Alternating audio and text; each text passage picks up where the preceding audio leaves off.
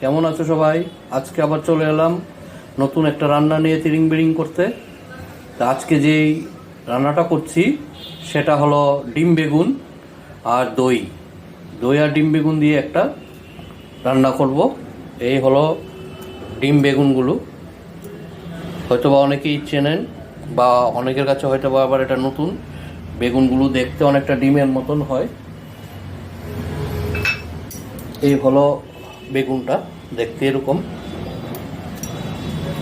তার জন্য যে মশলাগুলি নিয়েছি: ধনেপাতা কুচি, আদা কুচি, রসুন, লঙ্কা, কাঁচা লঙ্কা, একটা ডিম, কিছুটা পেঁয়াজ কুচি, আর হলুদ, কাশ্মীরি লঙ্কা, জিরে গুঁড়ো, ধনে গুঁড়ো, আর স্বাদ অনুযায়ী একটু লবণ, আর হবে টক দই।